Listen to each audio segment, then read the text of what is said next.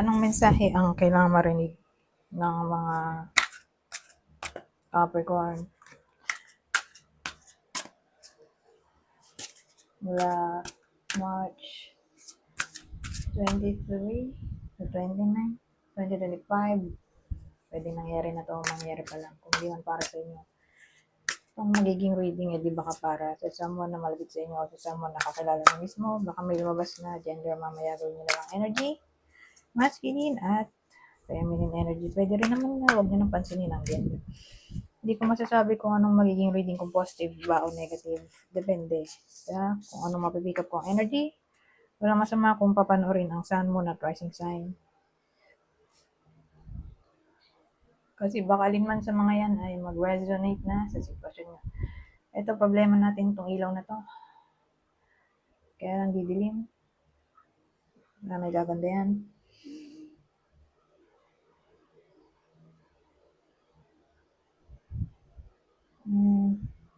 So, anong bida natin dito? Single. So, single talaga siya. Pero ibang description.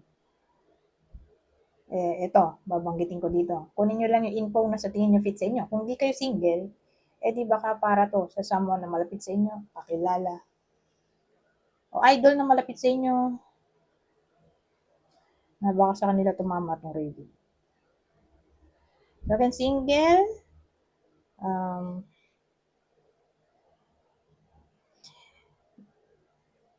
single dad. Single dad.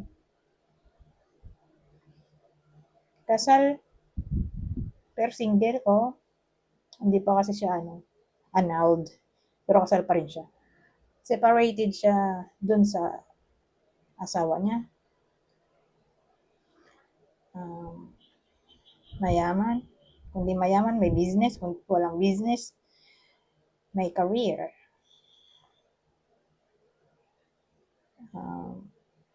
Boss, businessman, yun na pala yung nasabi ko na. Boss, o senior, pensionado.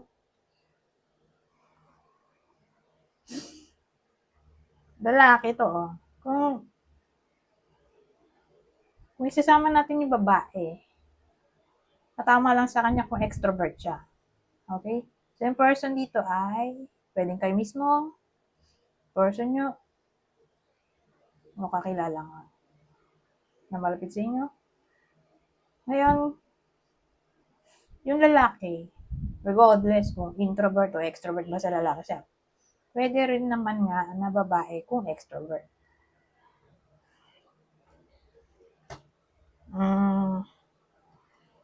Meron dito.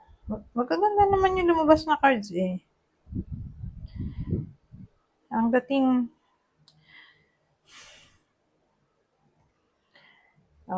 may teamwork naman dito. Kaya may teamwork.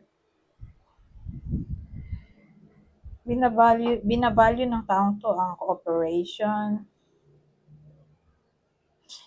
Organized naman siyang tao, nakalagay organization. O pwede rin namang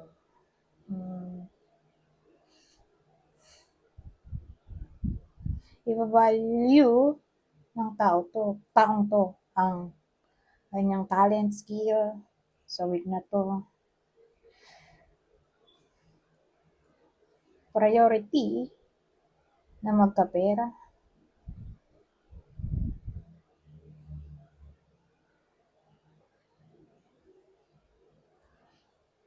Tingin ko may pinaplano tong taong to.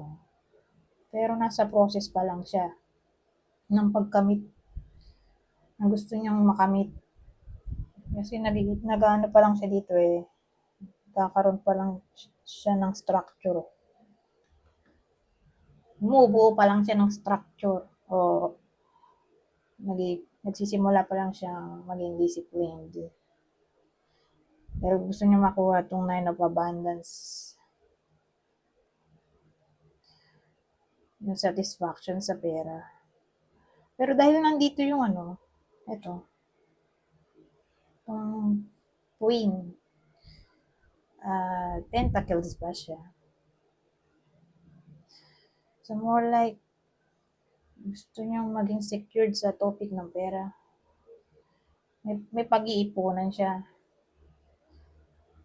O kung wala siyang gustong bilhin, gusto lang niya mag-ipon. Para sa future expenses na hindi natin masabi, like emergency, may mahuhugot siya.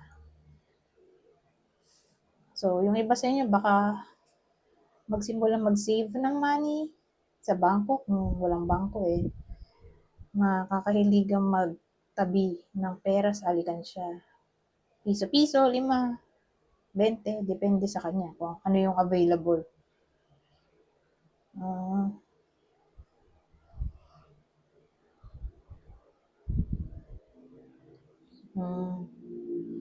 Ano ba?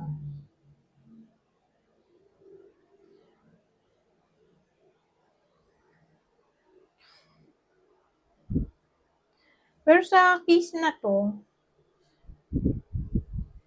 ito yung gusto niyang mangyari. Di ba nag-organize siya dito? Kasi sa future, gusto niya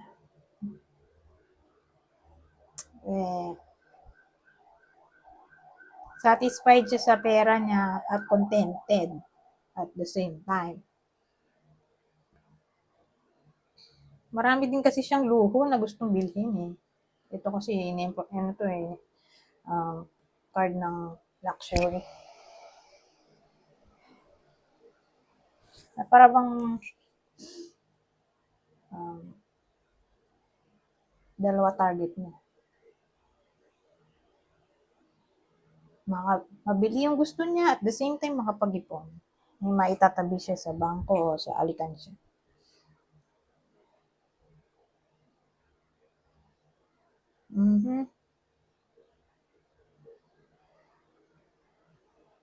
Pero yung iba sa inyo mukhang dissatisfied currently sa takbo ng pera nila.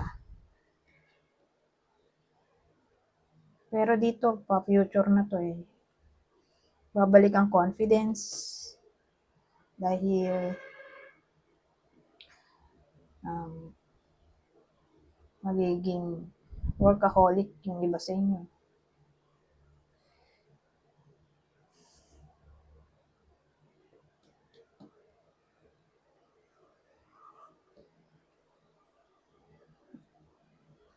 Anyways, siguro, pwede rin na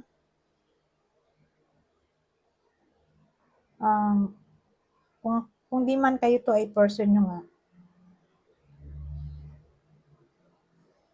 Kasi may luho siyang gusto rin mabili. At gusto rin niya somehow maging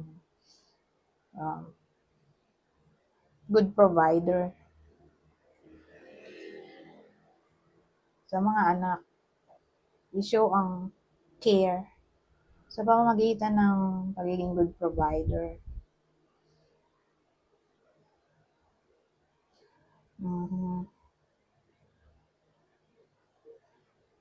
Gusto niya mabili ang pangailangan ng mga anak. Gusto niya ipakita sa mga anak o sa ibang tao na maasahan siya. Ganyan.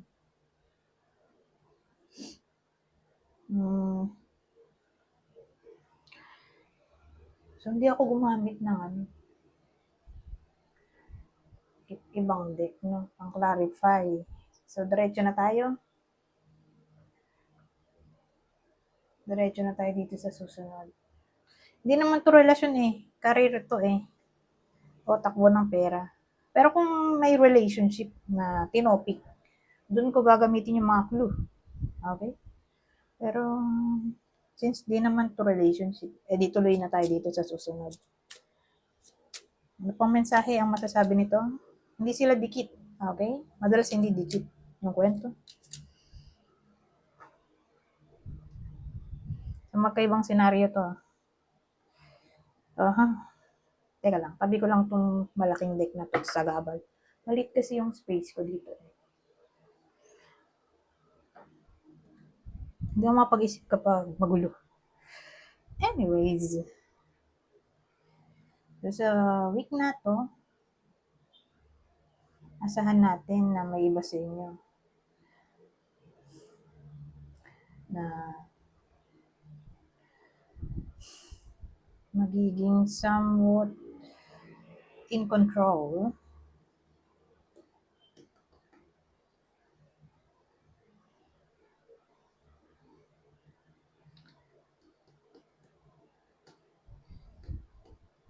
Ngayon, yung too much control, pwede mag-lead sa trouble, sad to say. Kaya nga hawak-hawak ng king yung world. Kasi ini-emphasize nito na siya ay in control ng sarili niyang mundo. O ng mga tao sa paligid niya. Kaya lang kasi since negative to, naging negative na rin to. Yung dating, baka yun ikapahamak niya. Masyado siyang gusto niya na nasusunod. Masyadong bossy, authoritative, controlling, manipulative, possessive. Ayan. So, whether kayo mismo tong magiging ganito yung energy o kayo yung makaka-encounter ng tao na ipapakita nila sa inyo tong sinasabi ko nga na energy. Kayo yung makaka-experience nito. Pwedeng kayo yung maka-experience nito mula sa ibang tao. So, beware.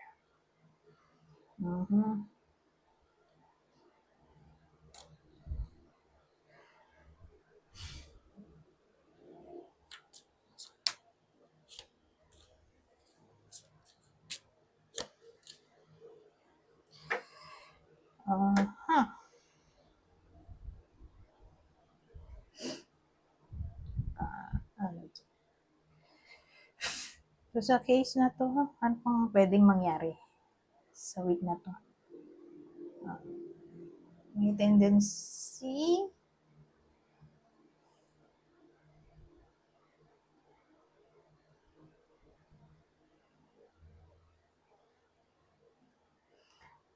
maging somewhat cold yung iba sa inyo.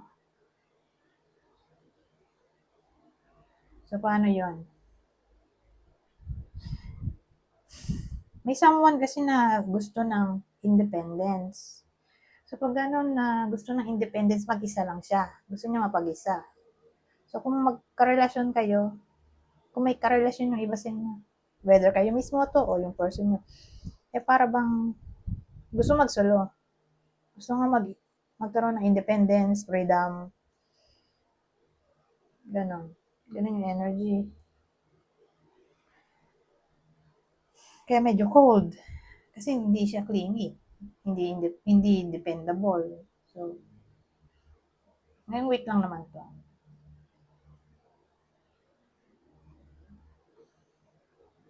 May someone na gusto ng autonomy.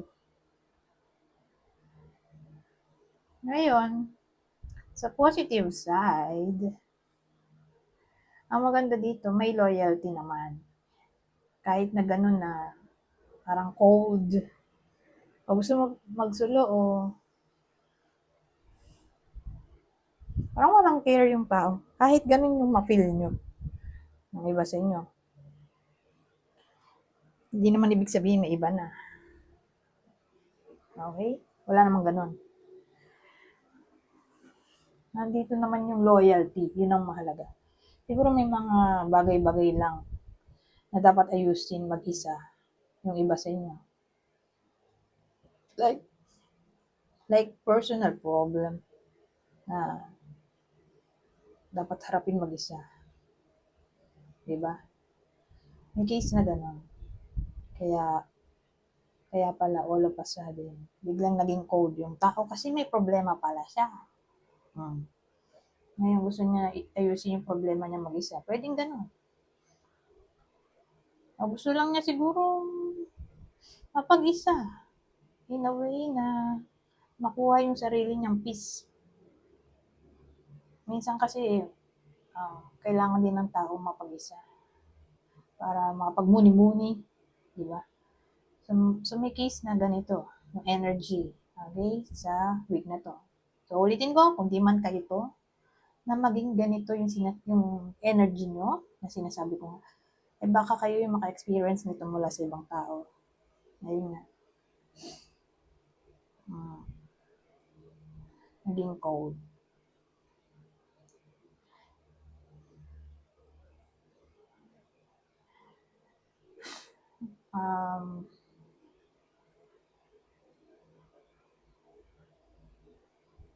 Ano pa?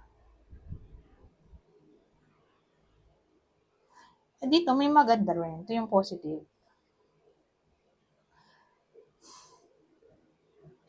Halimbawa, nangyayari na to.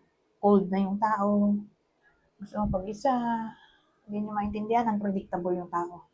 Kung nangyayari na to, doon nililitaw yung magic.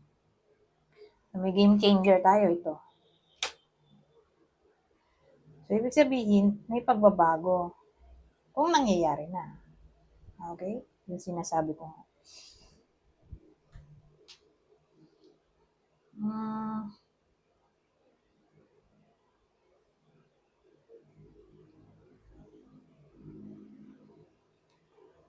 Ano may isip? Punta na nga tayo sa susunod.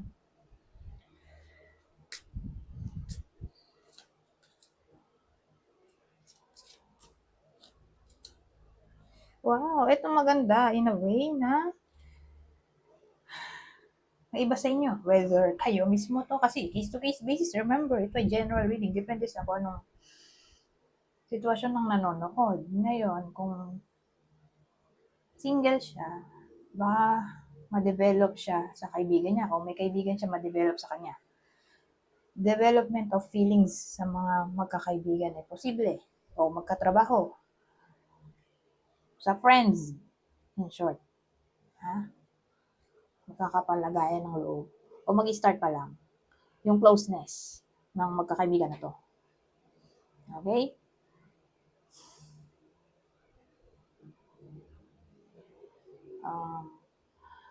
Ngayon, kung ang nanonood ay in a relationship, wala namang problema kasi nandito yung sense of friendship. Kasi dapat di nawawala yan sa relasyon. Mananatili yung friendship para buo pa rin ang samahan o koneksyon.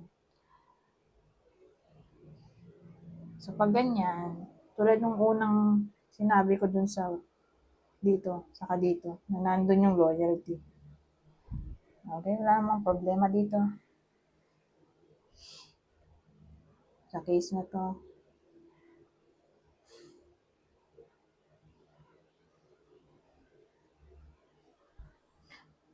Ngayon, kung cold na nga sila sa isa't isa, may magic, di ba? So, may reawakening na maaring mangyari. Reawakening ng feelings. So, pag may reawakening ng feelings, babalik yung excitement, passion.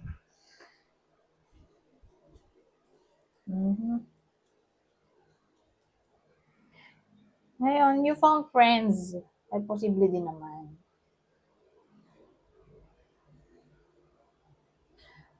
Pwede rin na yung mga magbabarkada o magkakaibigan ay magplano ngayong week ng gala o ewan ko, anong gusto nilang planuhin. Basta may iba sa inyo na magpaplano kasama kaibigan. Siguro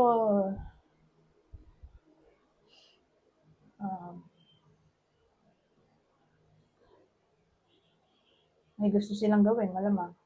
O baka magta-travel sila.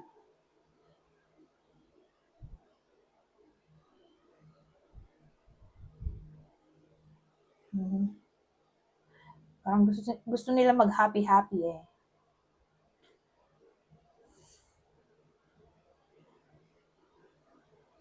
O banding na lang siguro. Banding, reunion, get together. Banding, reunion, get together. Ay posible. Meeting.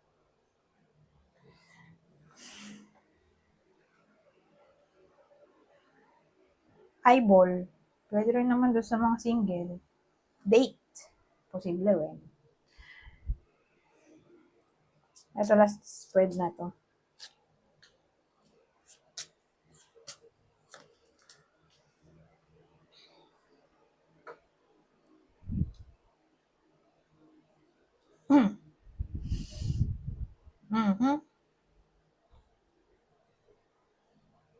Ano to? Mukhang may aalis.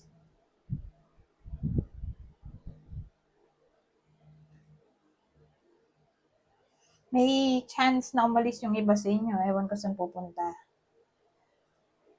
Sabihin natin business travel o pa-travel ng kung sino man na isasama kayo. Libre daw niya. O ewan ko, gagala kasi isasama yung may gagalang kaibigan, kakilala. Isasama yung iba sa inyo.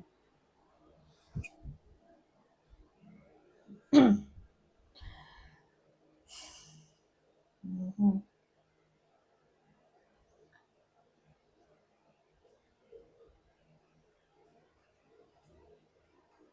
Ngayon, sabihin natin may nilalakad yung iba sa inyo na may kinalaman sa law, case, serious matters, legal matters. May progress naman, don't worry.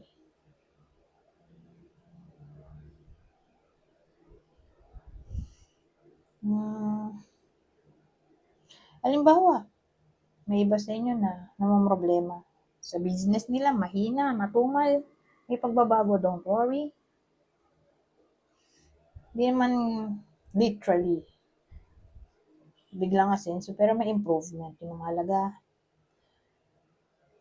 Kasi magkakaroon lang ng improvement kung may hard work.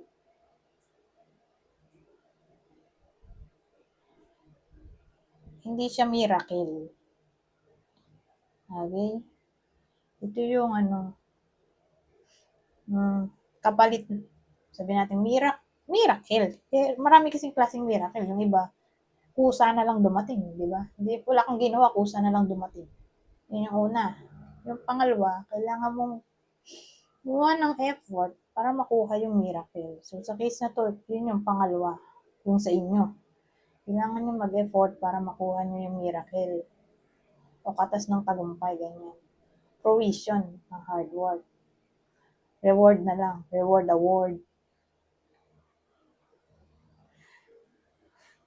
Anyways, pupunta na tayo dito sa huling deck ko. Kung masasabi nito. Kukuha ko dito ng 3 card. Kunin nyo lang yung info na sa tingin nyo ay fit sa sitwasyon nyo.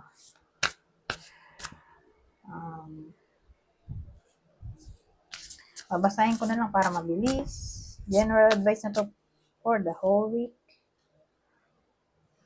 So sabi dito, the universe has my back.